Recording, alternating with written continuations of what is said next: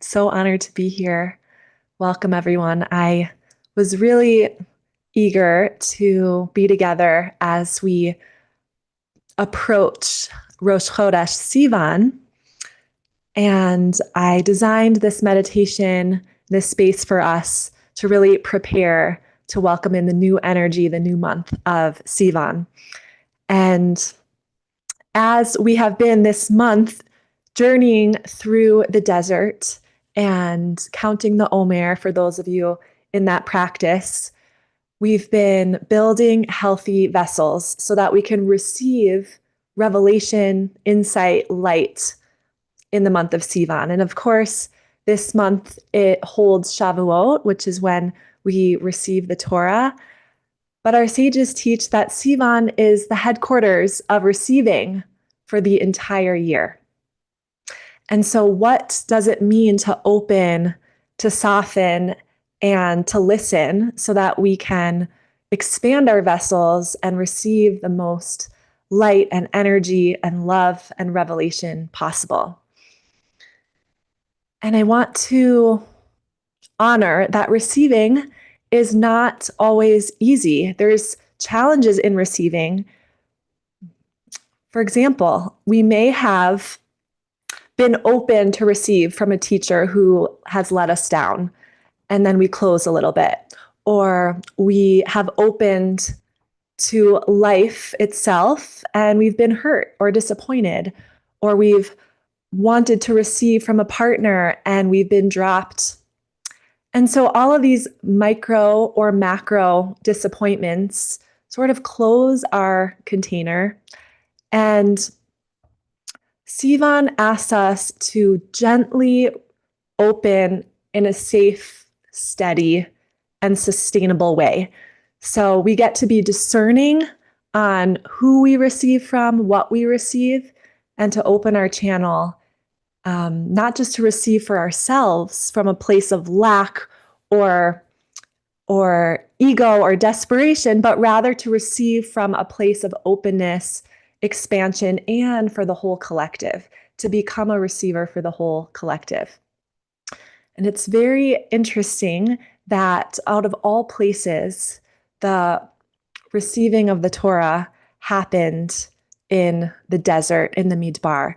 So you can see in source one, if you have the sheet in the chat, I think it was put in the chat, that the word for Midbar, the desert wilderness, is related to medaber, speaks, because from a place of quietude, expansion, and openness, can we receive the whispers of the divine. And so we get to become a midbar, a desert, and listen to what wants to come through the landscape of our own desert wilderness. Midbar, medaber. So source one, Rabbi Yael Levi has a beautiful quote about receiving the Torah in the desert.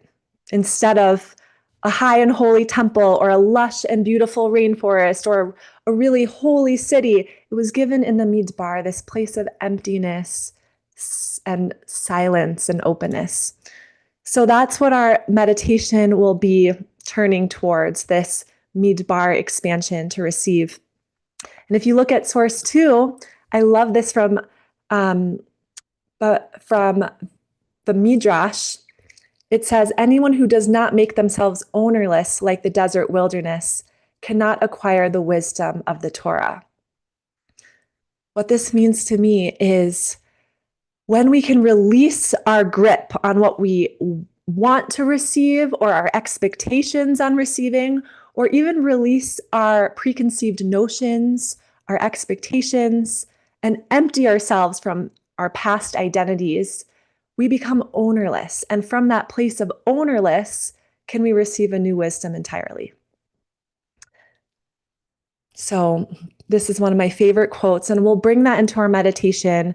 How do we become ownerless and continuously empty ourselves of all of these blockages that keep us from receiving something brand new? And this last teaching I want to bring in before we come in to our bodies is my favorite quote for Shavuot by Rashi, this medieval commentator, on the Israelites receiving the Torah. He says, Rashi, when they camped as one human with one heart. One human with one heart. To me, this means we're not just receiving for ourselves, but when we get to this collective unity, this place where we're receiving a healing and revelation for the entirety of our people, our nation, and all of humanity. And so this work is really holy work, not just for us, but for the whole world. What can we expand to receive? Okay, so as we come into our meditation, I want us to notice, how do we arrive? Because the Israelites, all of ER, have been journeying through the desert, and on Sivan, they actually arrive at the foot of the mountain. So can you imagine finally setting your bags down after traversing the desert at the foot of the mountain? How do you arrive at a sacred place or a sacred practice? Maybe you take off your shoes, or take down your hair, or loosen your belt, or have a cup of tea, or unroll your yoga mat, or deepen your exhale. So as we come into our meditation, let's first be curious about, how do we arrive at the foot of the mountain? How do we arrive in our sacred space? And I'll invite you to come into any posture that feels available to you right now. You could simply stay where you are. You can lay down in a receiving posture, be opening the palms, or bringing the soles of the feet together. And if it feels safe for you to close your eyes, you can do that. Otherwise, just look at something steady in front of you, softening the gaze.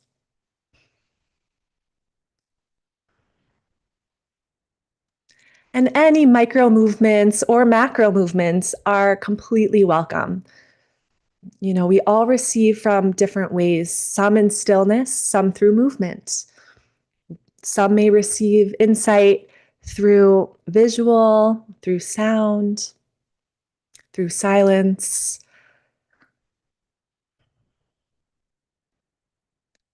So as you come into your body, we'll call all of ourselves here,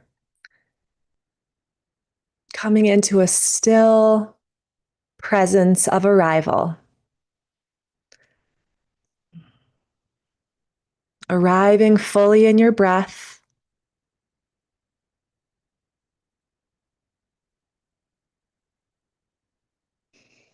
Arriving in your sit bones if you're seated, and soles of feet. Or if you're laying on your back, arriving in the back of your heart, feeling supported by the earth beneath you.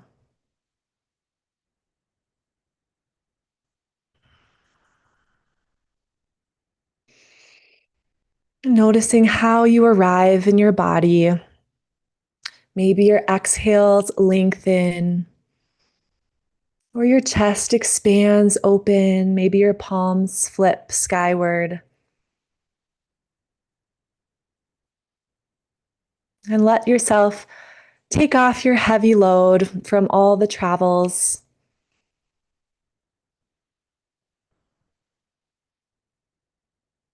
Coming into embodied presence. And if at any point in this meditation you become lost or distracted, you can just come back to this mindset. May my presence be enough. May my presence be enough. Just arriving in presence.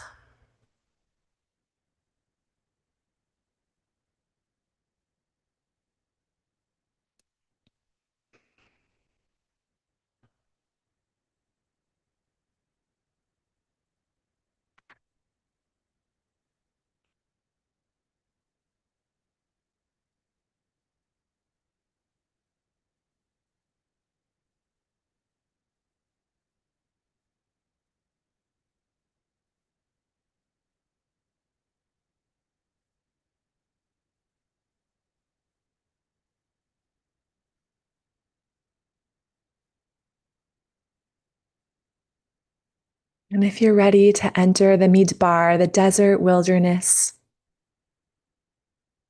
you can just imagine that your sit bones, your feet are on the desert sands. Or if you're laying down, feeling the desert beneath you, imagining the colors and textures of the Midbar, the sun on your skin, the expanse and openness,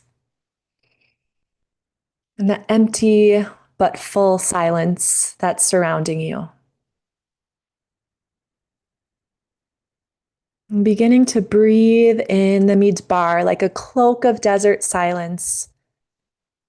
Inhale, inviting in that silence and quietude, and exhaling it as your body transforms into the Midbar.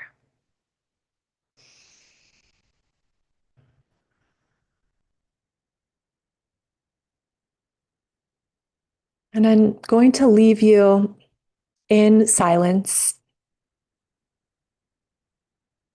And I want you to become Hefker, ownerless.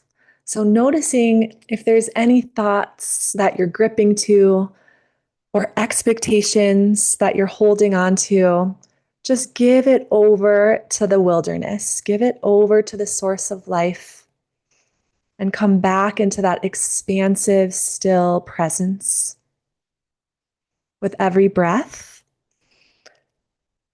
And before I leave you in quietude, I also want to offer you to follow whatever insight emerges, whether it comes through a visual, a color, a sensation in your body, an inner knowing.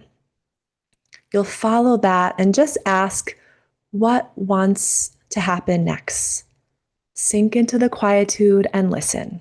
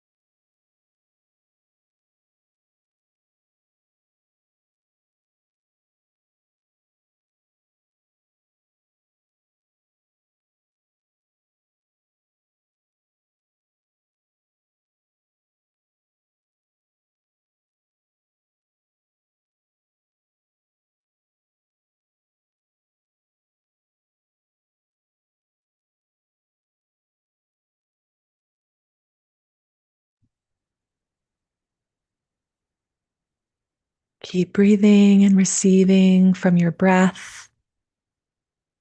And if at any point you get distracted, just come back to that declaration. May my presence be enough. Hineni, here I am. Listening through the silence, gently expanding and opening to receive. A few more minutes in silence.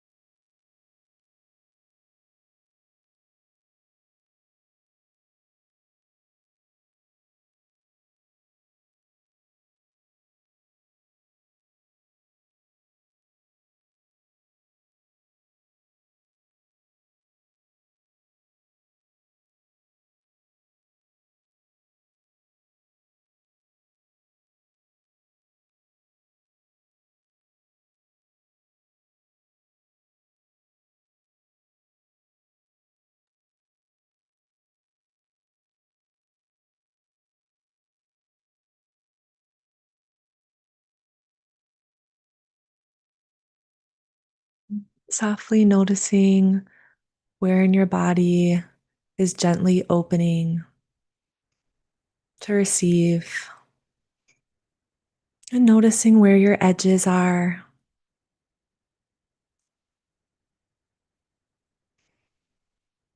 Just giving yourself a compassionate witness without judgment.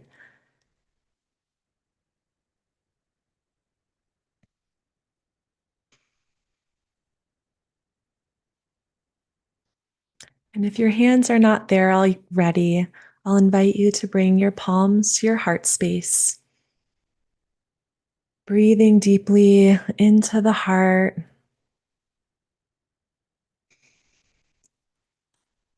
Filling up from the sternum to the spine, from shoulder tip to shoulder tip. Our heart, one big wide vessel to receive.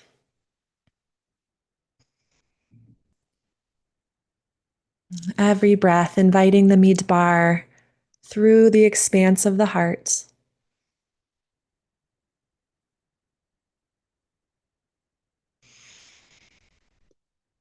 And remembering Rashi's words that when we received,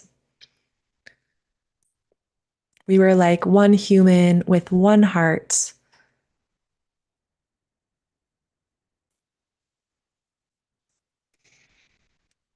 So connecting to the whole Lev HaOlam, the heart of the worlds, and opening to receive not just for us, but for the healing and the revelation of the whole collective.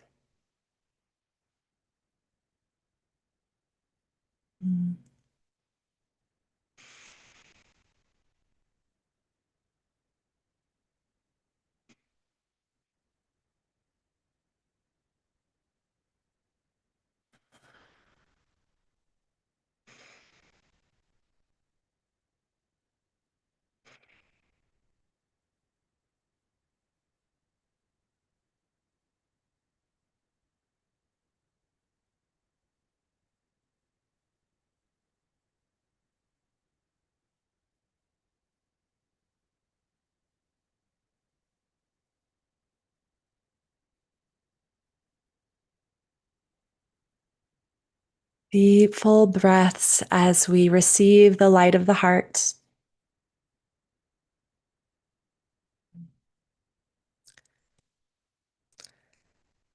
And remembering that we're multisensory beings, some of us receiving from above, some from below,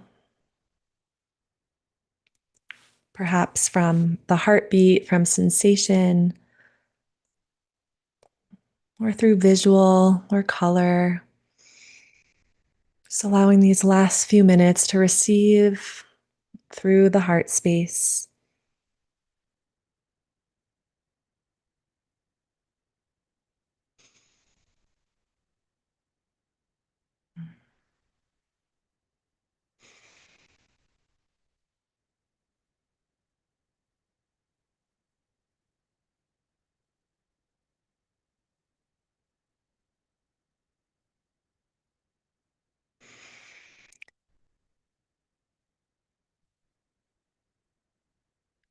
And we'll gently bow to this collective wisdom and unity into the heart space.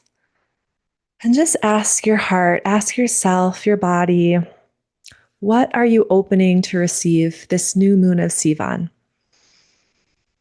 Is it love? Is it energy? Is it insight? Abundance? So what does your heart desire to receive this month? We'll just breathe into that prayer.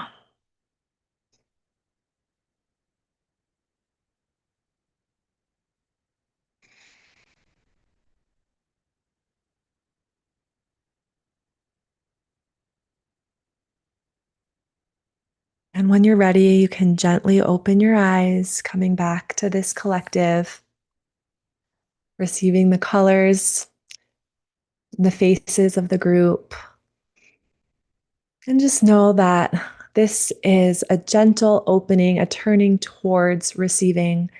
We're just arriving. We have a full month to open and just be compassionate and loving to where you are right now. Thank you for trusting me, for saying yes, for showing up, and so honored. Thank you.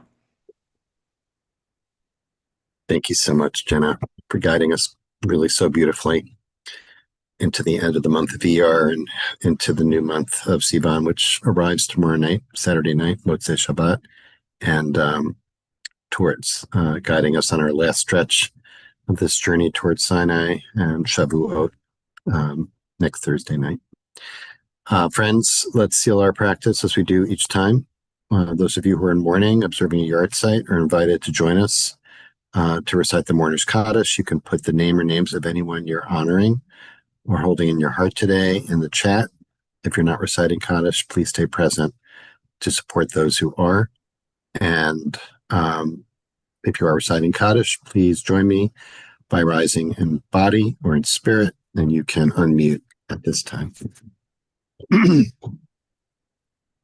Yitkadal, Yikadash, Miraba, Ayat Dibrak Yurte, Putay. Putay, Chayefon, Gimefon, Chayetfon, Beit Yisrael. Beit Yisrael, Odisman Gala Kariv, Uvisman Imru, Kariv, Amen. Imru, Amen. Yesme Rabba Shmei Mivarach, Rabba Mivarach Leolam Olam, Olamei Almaya. Olamaya. Yitbarach Yibarach, v'yishtabach Bishtabach, v'yitpa'ar Hadar, v'yitamal Bitramam, v'yitnaseh. Bitnase, Tadar Hadar, v'yitalel Bitalel, v'yitalal shmei Vitarlal, Shmei v'kudsha Tukudsha, v'yichu. Brichu. Yusrat, Va'ela im kol Mikol birchata Berchata, Vashirata, v'shirata ushbechata Sharata, v'nechemata Ramata, Tamiran, Tamiram, ba'amiran Hamarabami ba'alma Shamaya, v'imru Imru, amen. Amen. Amen. Yehi Israel, shlama Shalom rabba min Rabba Min shemaya Shemaya, v'chaim Putay Shalom aleinu Alenu Limama, Val Kol kol Yisrael, Yisrael v'imru Amen. amen.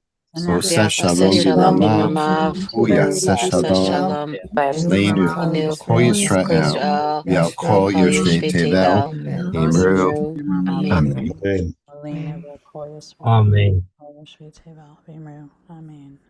Amen. May all those who are mourning or observing yard sites may be comforted among all those who mourn. I want to thank Harry Goboa again for holding our tech space today, and also thank all of you for showing up. As always, for those of you who might have been joining us for the first time today or haven't been with us for a while, just a reminder that we meet at this time, Monday through Fridays, each day led by a wonderful teacher.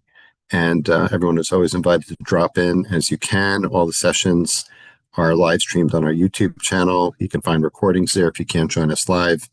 And we're grateful that you're here to help create this beautiful container for our practice together. Thank you so much for being here. And thanks to Jenna Zadaka for leading us so beautifully today. And everyone's invited to stay on for a conversation or to share reflections on your experience with today's practice. You can use the chat to share anything, appreciation, reflections, etc.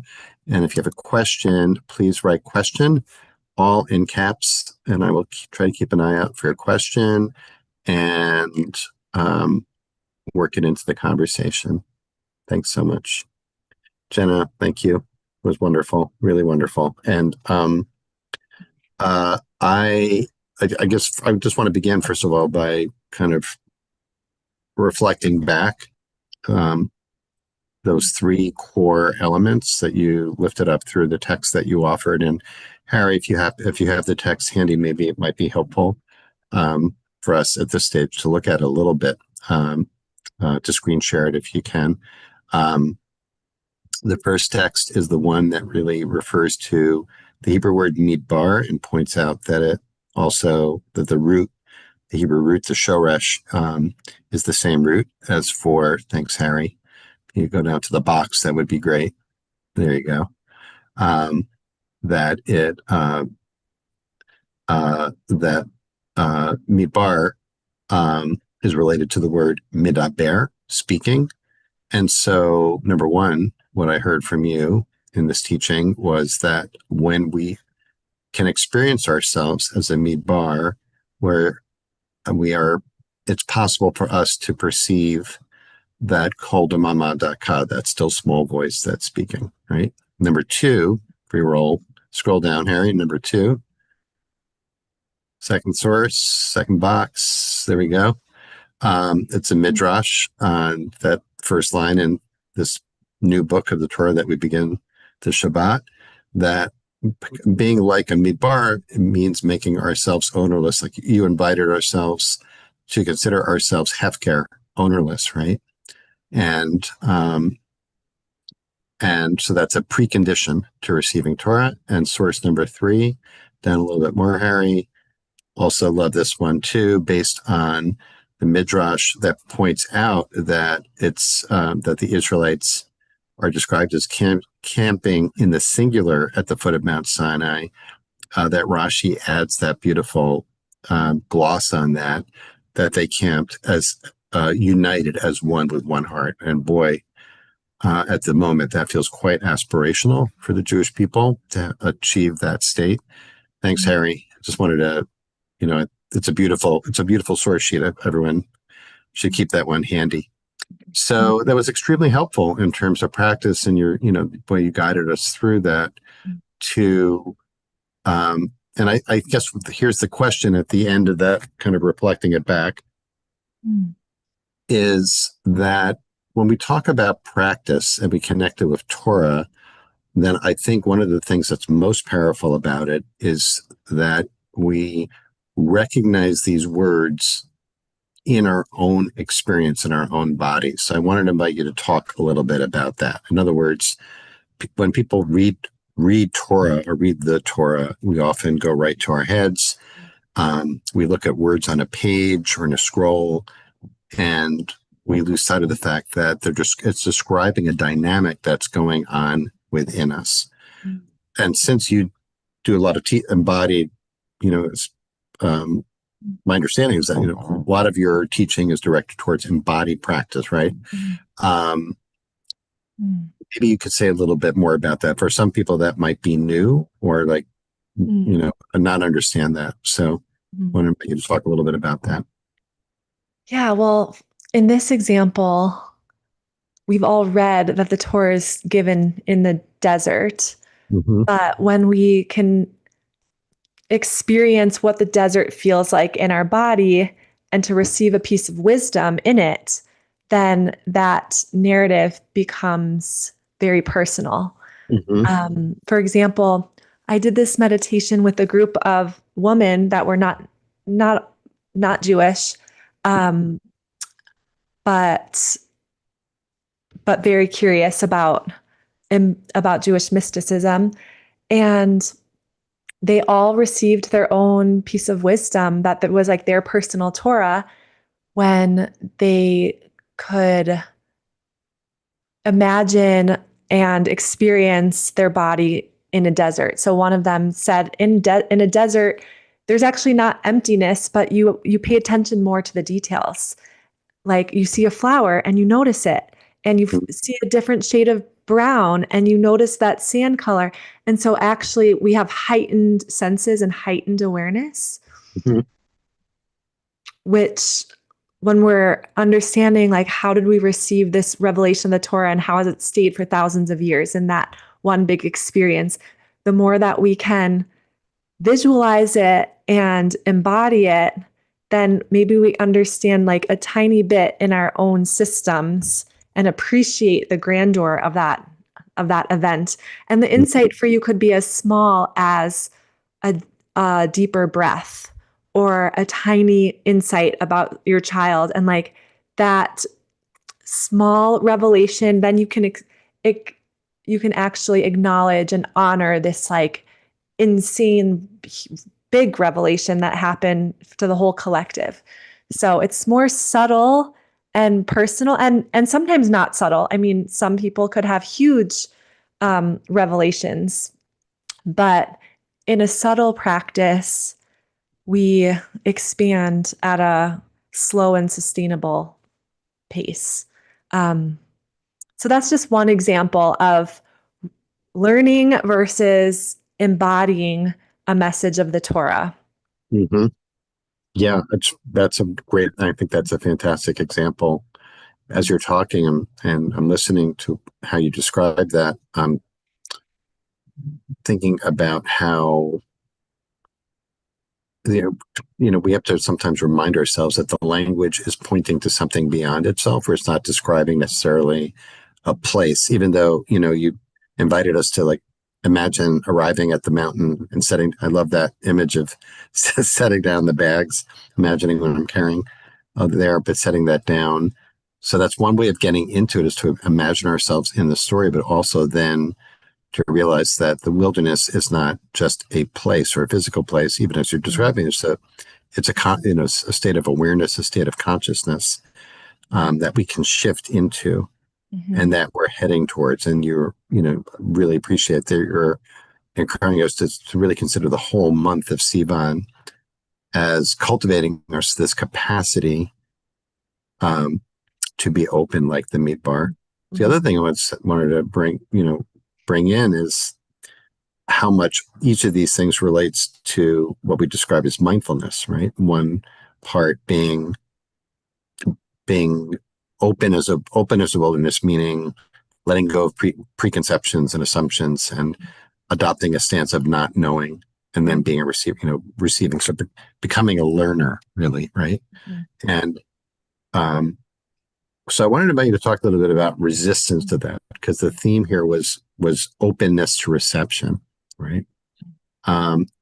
Do you experience, or do you have a sense about obstacles that might come up for people in terms of receiving? Because it's a vulnerable stance, right? Yes. It's a vulnerable stance to say, I don't know, or I could be wrong, or whatever, anything that indicates, a lack of certainty or sureness about where we are Yeah. is a vulnerable state. I And think in our how to meet that vulnerability. how to meet that. Especially in our culture that values giving and over receiving. Receiving is often seen as passive, Mm-hmm. and giving is like the high and mighty place. But Kabbalah teaches receiving is an art.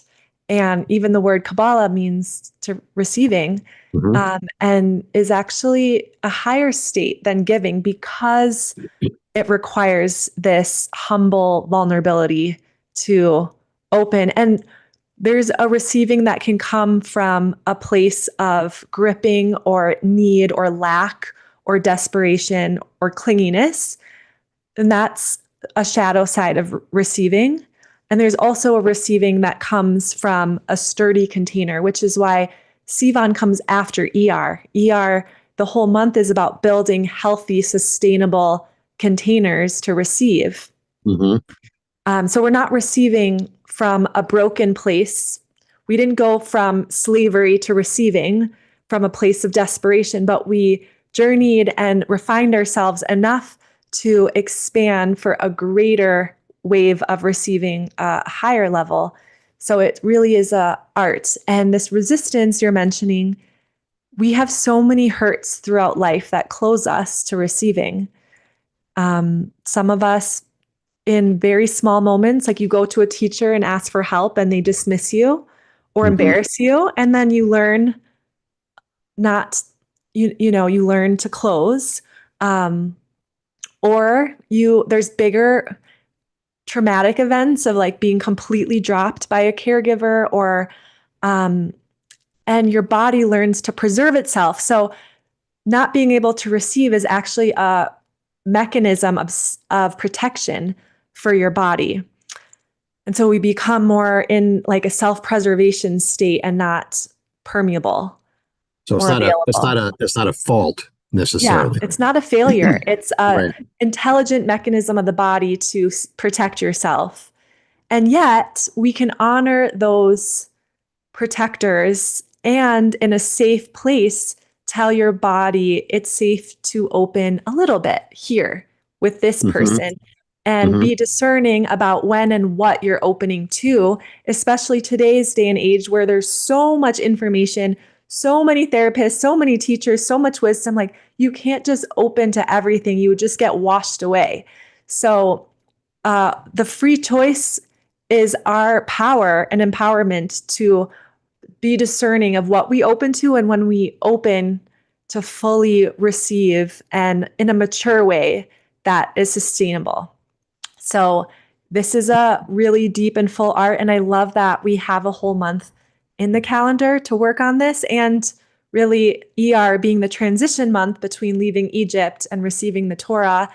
Every single day prepared us to receive from the light of our soul, the light of the divine, and to create a healthy version of ourselves to receive wisdom. And that's why this month is so powerful. And on Shavuot, many people don't go to sleep at night because it's known as like the downpour of wisdom for the entire year. Obviously, over the year, we unpack it and integrate it, but cosmically, it's like one big downpour revelation. And then we don't want to miss that opportunity. But really, every single day, we're receiving. We're receiving our life force. We're receiving every single day. Yeah, love that. I love that the Shavuot as downpour of wisdom, and kind of making ourselves in the preparation and ER, making ourselves into a cistern that's that can hold that as best it can In the couple of minutes we have left, Jenna, I want to invite you to talk a little bit about like what you're up to. Last time we saw you, you were joining us in your capacity with At the Well, and now I know you're doing a lot of teaching. And maybe Harry will share the link to your website again. And I know you have a retreat coming up in June. Yeah. Maybe say a little bit about. Yeah. I'm really excited about this embodied Kabbalah retreat. I'll put it in the chat right here. We're bringing an elder teacher of 45 years, Simona Arno. It's an intersection of authentic movement and Kabbalah. So if you're curious about either of those, this is a intersection to learn Kabbalah and experience it through expressive movement and through yoga and through song and community in a beautiful mountain retreat at Unifying Meditation Institute. That's really exciting. That is in June. So I put it right here in the chat. And I'm here in Boulder. I lead Rosh Chodesh ceremonies every month for the community here. I have some online courses, and I am particularly passionate about the tree of life, the Sphirot, and the Hebrew months and the cycles of the moon and feminine Kabbalah. So, that's a little bit about what I'm up to, and just racing to the end of the school year and getting my kids off to Jewish summer camp at Ramah pretty soon. It's very exciting. Yeah. Awesome. That's great. Well, good luck with all of that. Thanks for sharing that. It's wonderful to have you back leading us today, and auspicious. And I'm glad that it's so much in proximity to the beginning of the new month of Sivan. So wishing everyone in advance Shabbat Shalom and a Chodesh Tov. May it come to us for good and peace. And want to thank Harry and Jenna for your great contributions today, and everyone here for being here and creating this space together. So thanks, and Shabbat Shalom, everyone. Thank you. Chodesh Tov. Take care.